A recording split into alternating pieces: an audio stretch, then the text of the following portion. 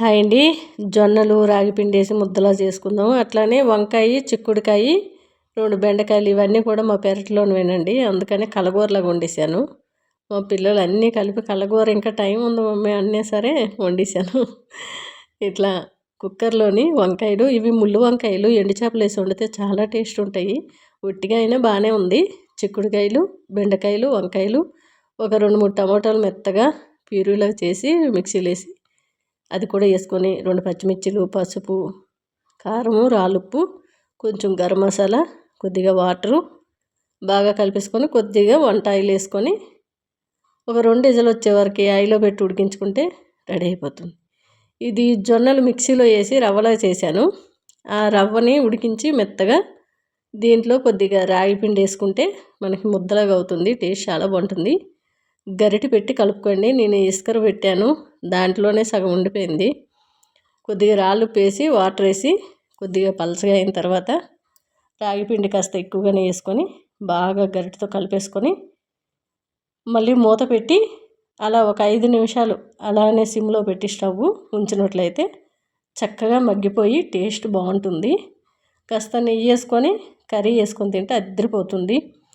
నేను ఒకటి కాదండి, టమాటా రసం చేసిన, రైస్ పెట్టిన, ఇది పులిహోర అన్నంకి నైటే కొమ్ము శనగలు నానబెట్టి ఉడికించి సైడ్కి పెట్టుకోవాలి. స్టవ్ పైన కళాయి పెట్టుకొని కొద్దిగా ఆయిల్, ఆవాలు, జీలకర్ర, మినపప్పు, శనగపప్పు, ఎండుమిరపకాయలు, పచ్చిమిరపకాయలు, కరివేపాకు, ఉడికించి పెట్టుకున్న కొమ్ము శనగలు, ఇది మామిడికాయ తురుమండి. నేను సమ్మర్లో ఉండేటప్పుడు మొత్తం మామిడికాయ తురుమేసి అయితే 2-3 కేజీలు సైడ్ పెట్టుకున్నా. డీప్ ఫ్రిడ్జ్లో పెడితే మనకి ఇలా పులిహోర అన్నం కానీ అప్పటికప్పుడు పచ్చడి కూడా పెట్టుకోవచ్చు, చాలా బాగుంటుంది. ఇలా పులిహోర అన్నం కానీ పప్పులో కానీ వేసుకోవచ్చు. ఎండువి పచ్చివి ఎక్కువ మామిడికాయ ముక్కలు అయితే స్టోర్ చేసుకుంటాను. ఇది కుక్కర్లో రైస్ చల్లగా అయిన తర్వాత ఇలా వేసాను.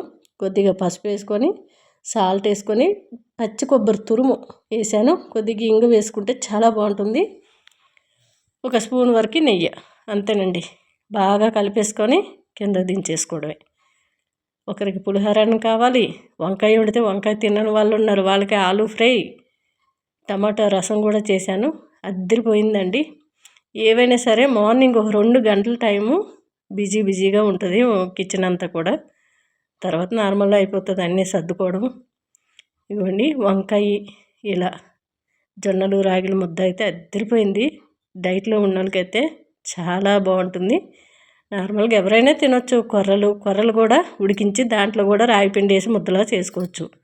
రైస్ వేయకుండా ఎలా అయినా ముద్ద చేయొచ్చండి. టేస్ట్ అయితే అద్దరిపోయింది. నచ్చితే ట్రై చేయండి.